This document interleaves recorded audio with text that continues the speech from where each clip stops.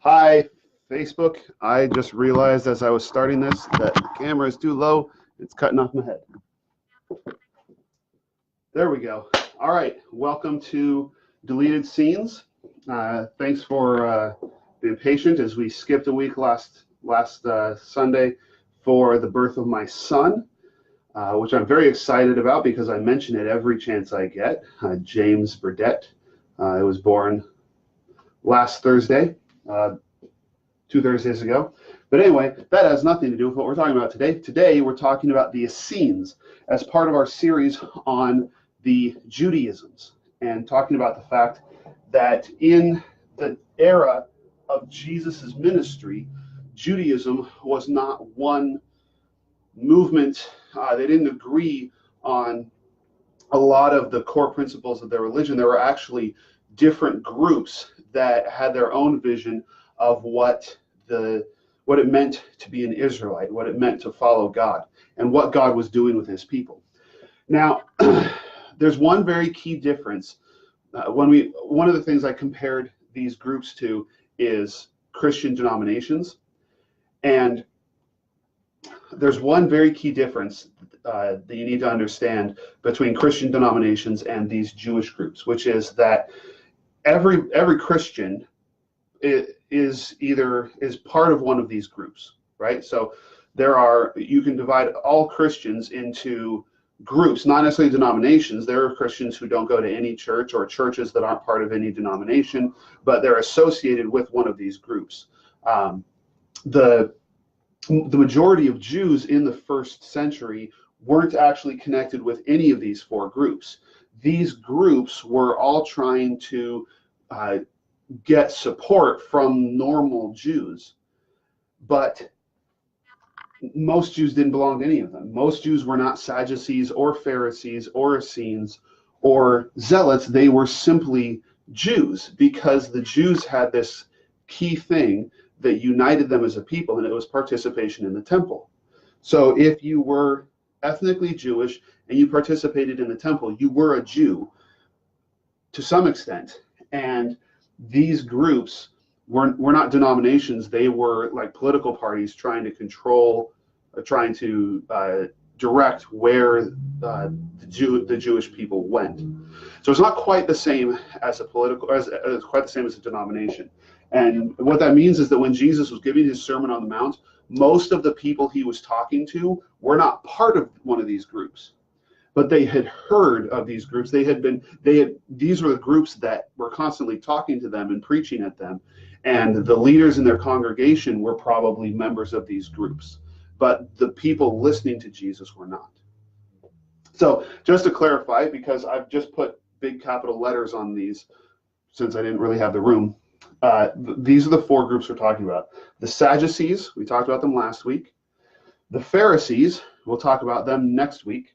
And then we have the Essenes, which we talked about yesterday, and the Zealots. They're the last group that we're going to talk about. So that's what these letters stand for. And what I've done is, last week I showed you this kind of diagram that I made for a small group I once taught. And this is meant to show everything that happened to create the different political groups between the end of the Old Testament and the beginning of the New Testament. I decided to simplify that for our purposes and give you this much bigger and much simpler board.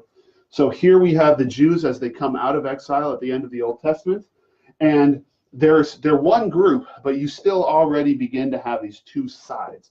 You have Ezra and Nehemiah, and we should also add to this group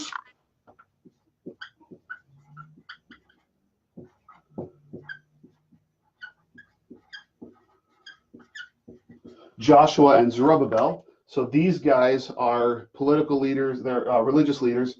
Joshua is the high priest, and Zerubbabel is the governor. He's the descendant of David. He should be king, but instead he's governor.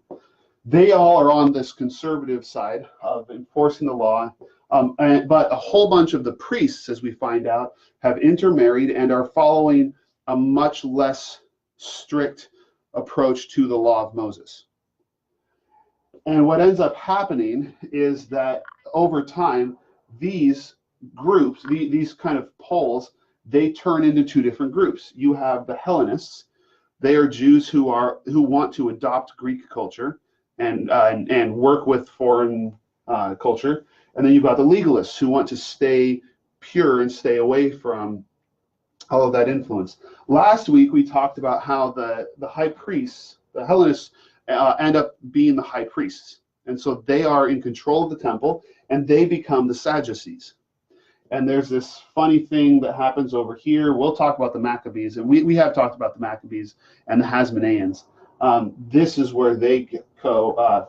They start out as legalists, and they overthrow the Greeks, but eventually they switch sides and join with the high priests, and they become the Sadducees. And so these are people who want to work with Greek culture, who want to hold on to power, and they control the temple. Now, when we get into talking about the Essenes, a lot of this is mystery. We just don't, it's lost in the sands of time. We just didn't get recorded. So we don't know a lot about the Essenes or a lot of the details of their history.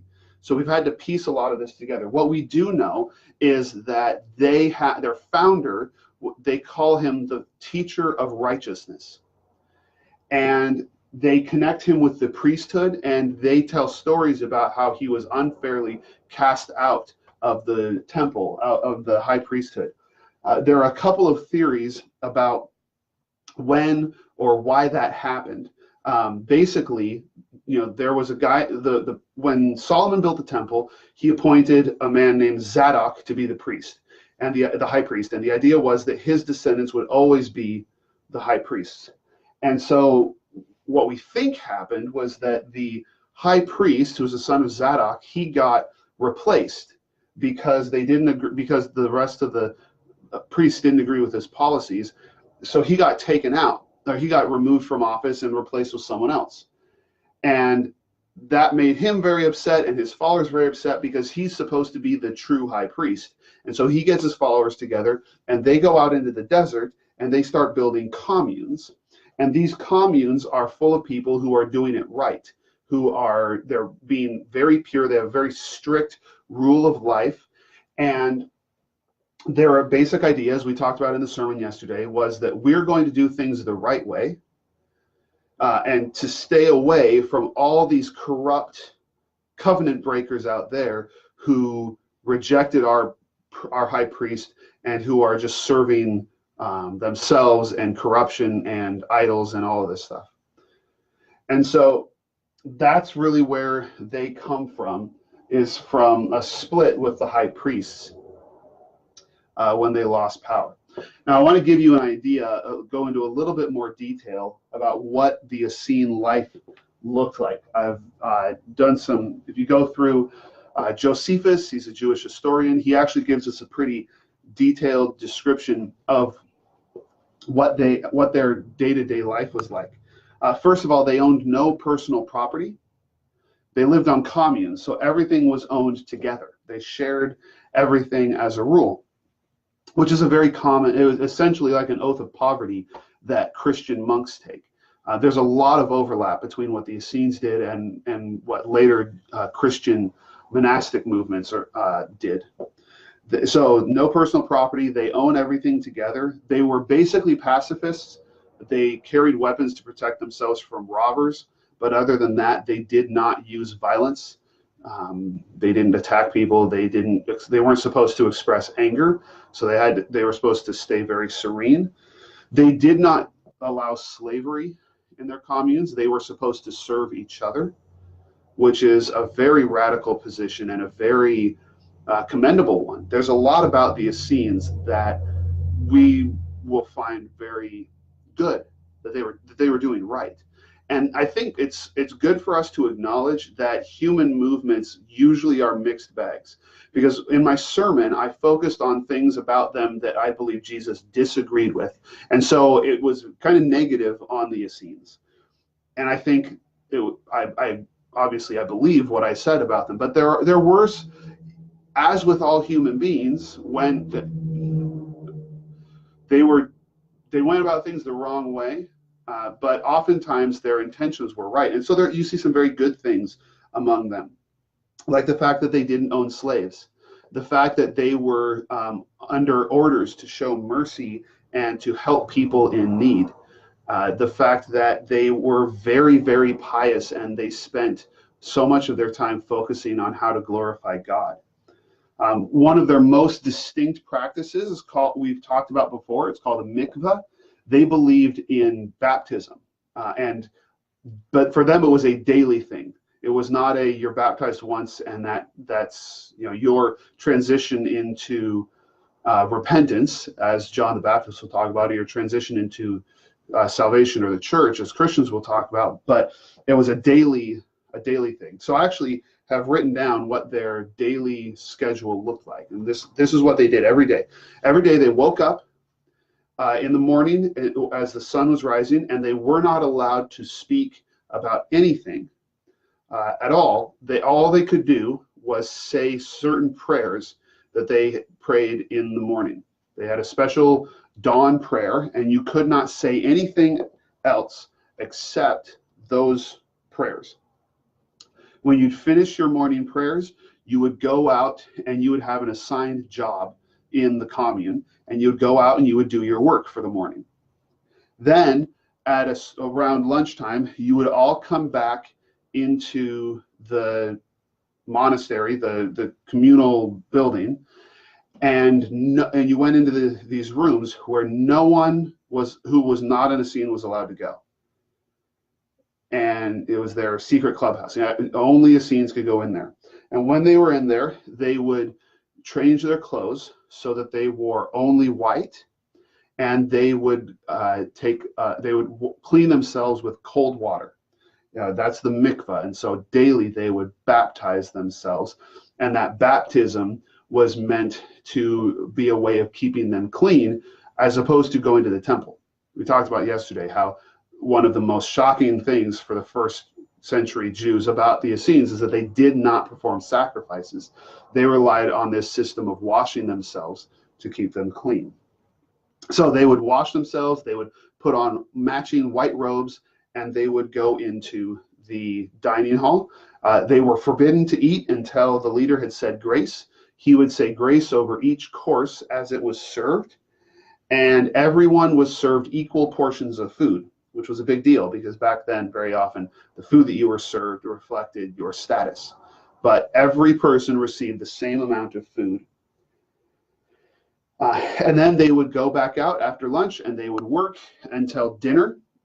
Dinner was different because guests were allowed to join them for dinner. However, it was often very awkward for visitors because the Essenes were not supposed to speak very much.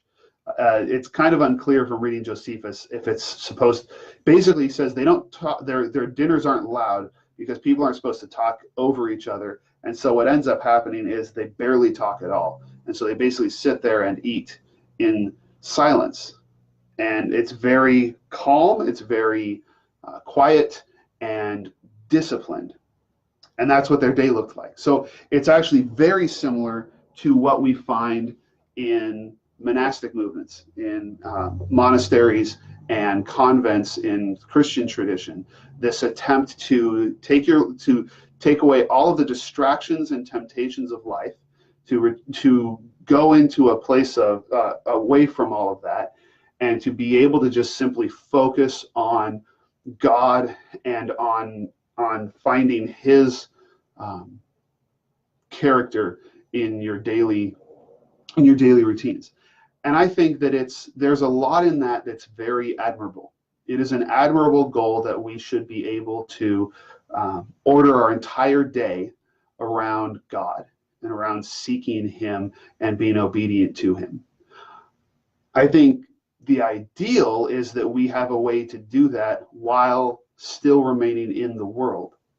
And that's what we talked about yesterday, that retreating from the world is not what God has called us to do. It's not what Jesus wants when He asks us to be salt or light. That the whole point of those metaphors is to remain in the world. But the counterbalance to that is that we don't want to be corrupted by our participation in the world. We don't want to get distracted and tempted. And so there's this tension on both sides. That if you if you act like a Sadducee and participate in the world and go along with everything, you'll be pulled away from God. And if you retreat into the desert and you hide away from people to stay pure, like the Essenes, you get pulled away from loving people. And both of those extremes are outside of God's plan for us and his design for us. So our task as Christians is to somehow find a way to engage with the world, to love the world, to participate in the world, to be salt and light, but without losing sight of God, without losing our obedience to God. And I think that that is a struggle we each face as individuals, and there isn't necessarily an easy answer to that. I think that it's a daily battle that requires a lot of prayer. It requires a lot of discipline, a lot of scripture reading, and a strong church family to walk that path with you. So that's what I have for the Essenes. And next week, as I said, we're going to be talking about the Pharisees.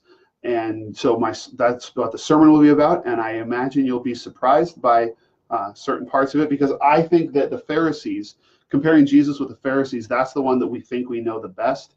But in my opinion, there are some ways that we've twisted that around the wrong direction. So we'll talk about that in the sermon. And then during deleted scenes, we'll get into a little bit more detail about where the Pharisees came from and some of the more interesting stories about what they did and who they became later on in history. So I hope you'll be able to join us for Sunday service, and then join us here for our deleted scenes broadcast next week. Thank you so much.